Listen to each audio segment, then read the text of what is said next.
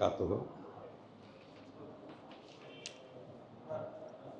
கண்ணியத்திற்குரிய நம் மஹல்லாவின் ஜமாத்தார்களே மற்றும் இதர கடலூரை சுற்றியுள்ள பள்ளிவாசல்களில் இருந்து வந்திருக்கும் நிர்வாக பெருமக்களுக்கும் மரியாதைக்குரிய ஹசரத்மார்களுக்கும் மற்றும் வந்திருக்கும் பெண்களுக்கும் குழந்தைகளுக்கும் எல்லோருக்கும் முதற்கண் சிறிய சலாமை கூறி, இந்த ப்ரோக்ராம் நோட்டீஸில் போட்டிருந்தபடி 2 மணிக்கு ஆரம்பிச்சிருக்கணும். கடந்த 2-3 நாட்களாக கடுமையான வெயில் தாக்கம் இருந்து கொண்டிருக்கின்றது.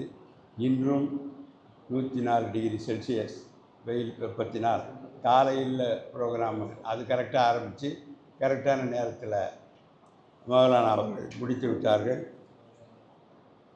ஆனாலும் வந்திருந்தவர்கள் ரொம்ப டயர்டாகி இந்த ஃபங்க்ஷன் ஆரம்பிக்கிறதுக்கு கொஞ்சம் லேட் ஆகிடுச்சு.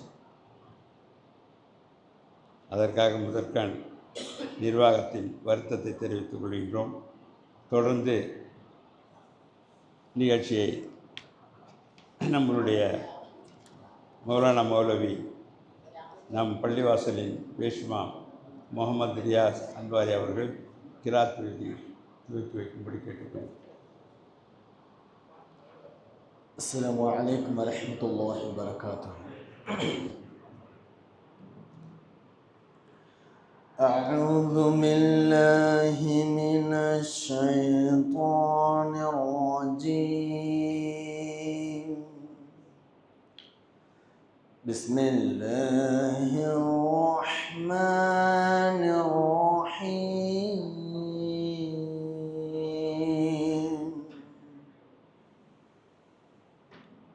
لو أنزلنا هذا القرآن على جبل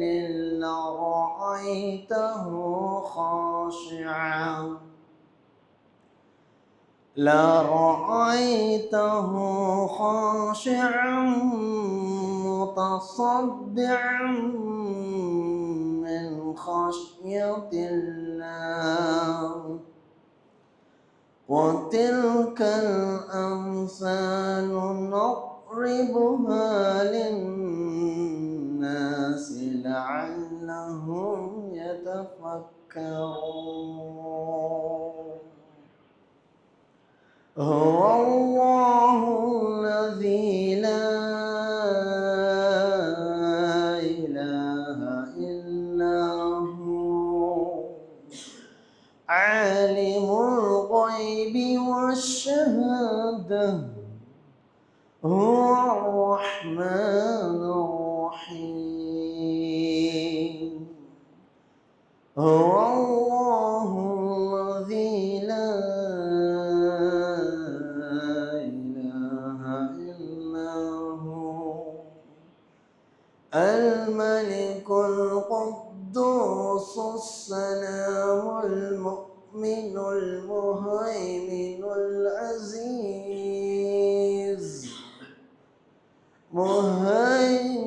العزيز الجبار المتكبر. سبحان الله عما يشركون. هو الله خالق البارئ المصبر له الأسماء الحسنى يسبح له ما في السماوات والأرض وهو العزيز الحكيم. صدق الله العظيم. வரமத்துல்லாஹி வரகாத்துஹு. நிர்வாக குழுவின் சார்பாக வரவேற்புரை நிகழ்த்துவதற்கு ஷானவர்களாக இருந்தாலும் நிர்வாகத்தின் தலைவர் என்ற முறையில் வந்திருக்கும் அனைவரையும் வருக வருக என்று வரவேற்பதில் நான் மகிழ்ச்சி அடைகின்றேன். நம்மளுடைய நிஸ்வான் மதரசாவின் 11ஆம் ஆண்டு பட்டமளிப்பு விழாவும் 12ஆம் ஆண்டு துவக்க விழாவும் ஒரு சேர இணைத்து இந்த நிகழ்ச்சியினை நடத்தி கொண்டிருக்கின்றோம். இந்த தருணத்திலே நான் ஒரு 2 நிமிஷம் எடுத்து என்னுடைய தலைமை உரையை முடித்து கொள்கிறேன். காலையில் மௌலானா அவங்க வந்து பேசிகிட்டு இருக்கும்போது நான் கேட்டேன், மௌலானா போக மஸ்ஜிதுகளுக்கு மௌலவிகளும் ஹசரத்மார்களும் ஆஃபீஸ்களும் வருவது மிகவும் குறைந்து கொண்டே இருக்கின்றது. தமிழ்நாட்டில் ஆலிம்கள் பற்றாக்குறை ஏற்பட்டு விடுமோ என்று ஒரு அச்சம் நிலவு கொண்டிருக்கின்ற காரணத்தால் பீகாரிலிருந்து, யூபியிலிருந்தும், ராஜஸ்தான்லேருந்து நம்ம நிறைய ஹசரத்மார்களை இங்கே வரவழைத்து இமாமாக அமர்த்து கொண்டிருக்கின்றோம். அங்கேயும் கூட இப்பொழுது ஒரு ஜெனரேஷன் பார்த்தா நம்ம இங்கே நம்ம இப்போ இருக்கிற ஹசரத்துக்கு முன்னால் இருந்த ஹசரத் அவர்களுடைய உறவினர்கள் அனைவரும் நீட் எக்ஸாம்லாம் எழுதி எல்லாரும் நம்ம இங்கே மகாத்மா காந்திக்கும் பக்கத்தில் இருக்கிற அறுவடை வீடு காலேஜுக்கும் எம்பிபிஎஸ் படிக்கிறதுக்காக வந்துட்டு இருக்கிறாங்க. ஆனால் என்ன ஒரு சின்ன வித்தியாசம்னா, நம் பிள்ளைகளுக்கும் அவர்கள் படிப்புக்கும் எம்பிபிஎஸ் இன்ஜினியருக்கும் ஒரு வித்தியாசம் என்னன்னா, அவங்க வந்து மதரசாவில் படித்து மதரசாவில் இருக்கிற அந்த கிராஜுவேஷனை முடிச்சுட்டு அப்புறம் நீட் எழுதி அவங்க மெடிக்கல் போகிறாங்க. ஸோ அவங்க வரும்பொழுது குரான் தஜ்வி அவர் ஹாஃபீஸாக ஆகி கூட 2 பேர் எனக்கு தெரிஞ்சு நீட் எக்ஸாம் எழுதி டாக்டருக்கு படித்து கொண்டிருக்கிறார்கள். ஆனால் நம்மளுடைய தமிழ்நாட்டின் ஒரு பெரிய சாபக்கேட நம் பிள்ளைகளை அனுப்புனா நம்ம ஒரே இதிலே அந்த இன்ஜினியரிங் மெடிக்கல் அப்படியே தான் போயிருக்காங்க. இந்த பக்கம் அந்த குரான் அதுக்கெல்லாம் வரதே கிடையாது, இங்கே படிக்க அனுப்புறதும் கிடையாது. நம்மளை மாதிரி மஸ்ஜித் நிர்வாகிகள் நிஸ்வான் மதரசாக்களை ஆரம்பித்து பெண்களுக்கும் பெண் பிள்ளைகளுக்கும், மக்து மதரசாவை ஆரம்பித்த ஆண்களுக்கும் ஆண் பிள்ளைகளுக்கும், வயதான ஆண்களுக்கு கூட இங்கே 24 மணி நேரமும் மதரசாவை நடத்தினால் கூட வருவது மிகவும் அரிதாக இருக்கிறது. என்றாலும் நம் பள்ளிவாசலை பொறுத்தவரை நம்ம நிஸ்வான் மதரசாவுக்கு நிறைய பேர் வராங்க. இம்முறை 12 பேர் பட்டம் வாங்க இருக்கிறார்கள். அதே மாதிரி மக்து மதரசாவில் மகரிபுக்கு பிறகு ஒரு 12-15 வயதானவர்கள் குரானை நாம் முடித்து விட்டோம்.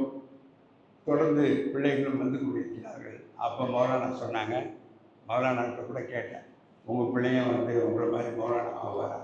அப்போ மௌலானா சொன்னார், நிச்சயமாக ஆவார்.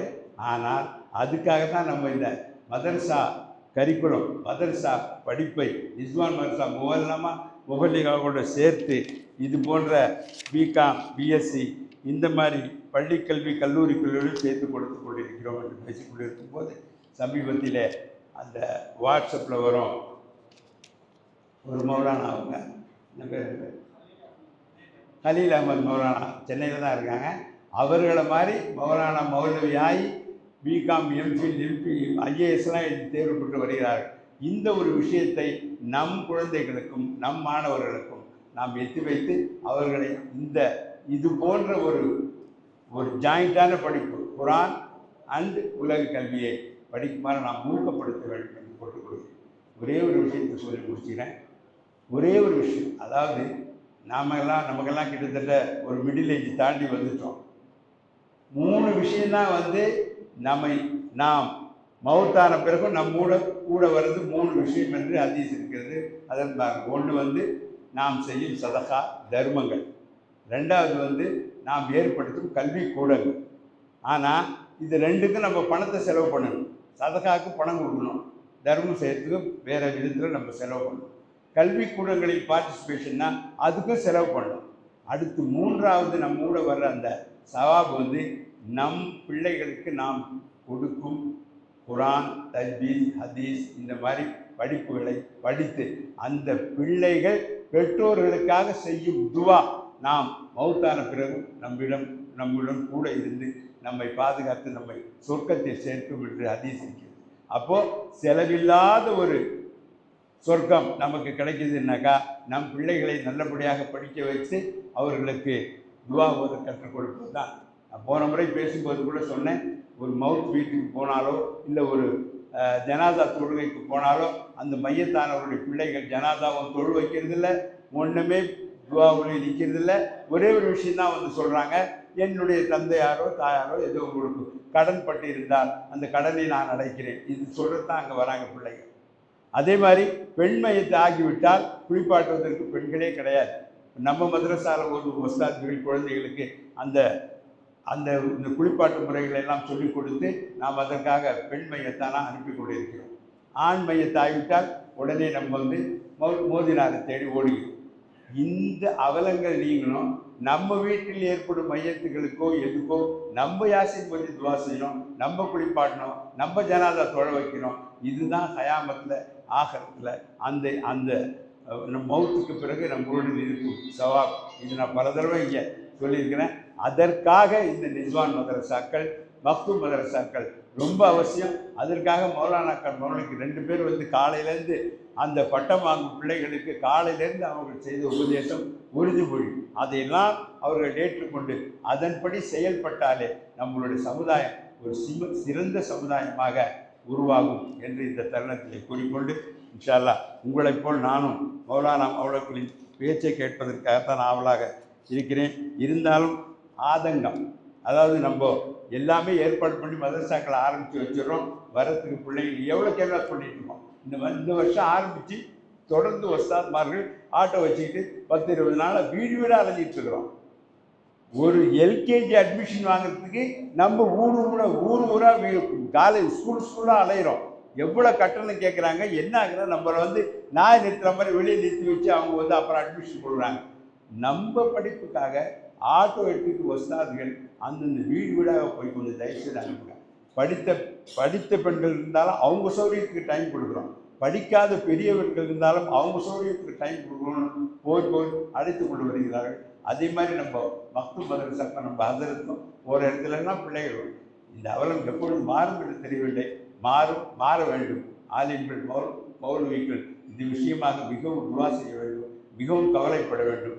இப்படியே போயிட்டு இருந்தாக்கா தொழில் வைக்கிறதுக்கு ஆள் இருக்காது, தொழிலுக்கு ஆள் இருக்காது என்ற நிலைமை வந்து விடுமோ என்று அச்சமாக இருக்கிறது. எனவே இதுபோன்ற தருணங்களை நாம் உபயோகப்படுத்தி கொண்டு நம்முடைய மாணவர்களுக்கும் பெரியவர்களுக்கும் இங்கே வந்து ஒரு 10 பேர் நாங்கள் பெரியவர்கள் குரான் படிச்சுட்டு இருக்கிறோம். 2 தடவை படித்து முடிச்சுட்டு இப்போ 3வது ரெப்புடேஷன், இன்னும் இன்னைக்கு 3-4 பேர் வந்து புதுசாக சேர்ந்துருக்காங்க.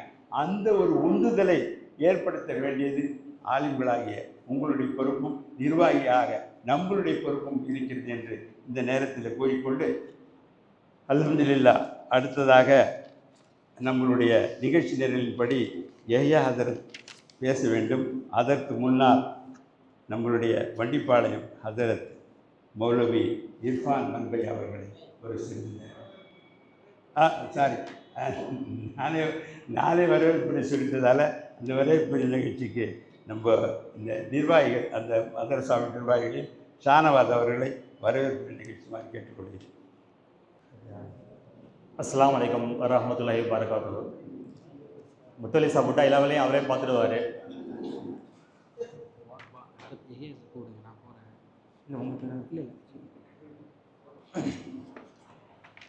இருந்தாலும் வரவேற்கின்றது ஒரு சுனத்தான விஷயம், அது முறையாக சொல்லணும். இன்ஷா அல்லாஹ். அல்ஹம்துலில்லாஹ். எல்லாம் வல்ல அல்லாஹ்வின் பேரருளாலும் கண்மணி நபிகள் நாயகம் ரசூலுல்லாஹி கரீம் ஸல்லல்லாஹு அலைஹி வஸல்லம் அவர்களின் துவா பரக்கத்தாலும் கடலூர் செம்மண்டலம் முஹம்மதியா நிஸ்வான் மதரசாவின் 11ஆம் ஆண்டு பட்டமளிப்பு விழாவிற்கு வருகை புரிந்து சிறப்புரை ஆற்றவுள்ள எம் முகமது சிராஜுதீன் காஷிஃபி அவர்களையும், சனது வழங்கி வாழ்க்கை வழங்கவுள்ள நமது ஆய்வாளர் மௌலானா ஏஆர் ஃபஜ்லுதீன் காஷிஃபி அவர்களையும், வாழ்த்துரை வழங்கவுள்ள மௌலானா மௌலவி முகமது யஹ்யா மன்பை அவர்களையும், நிகழ்ச்சியை முன்னிலை வகிக்கக்கூடிய அனைத்து மஹ்லா நிஸ்வான் மதரசா நிர்வாகிகள், அனைத்து முத்தவலிகள் மற்றும் அனைத்து உலமா பெருமக்கள் ஆகியோர்களையும், அனைத்து மஹ்லாவை சார்ந்த நிஸ்வான் உஸ்தாத்மார்கள், பெரியம்மா, மாணவிகள், குறிப்பாக பட்டம் பெற வருகை புரிந்துள்ள மாணவிகள், அவர்களது பெற்றோர் மற்றும் குடும்பத்தினர், மேலும் இங்கு வருகை புரிந்துள்ள அனைத்து தரப்பை சார்ந்த ஜமாத்தர்களாகிய சிறியர் பெரியவர் அனைவர்களையும் நிர்வாகத்தின் சார்பாகவும் விழா குழுவின் சார்பாகவும் வருக வருக என வரவேற்கிறேன். அல்ஹம்துலில்லாஹ்.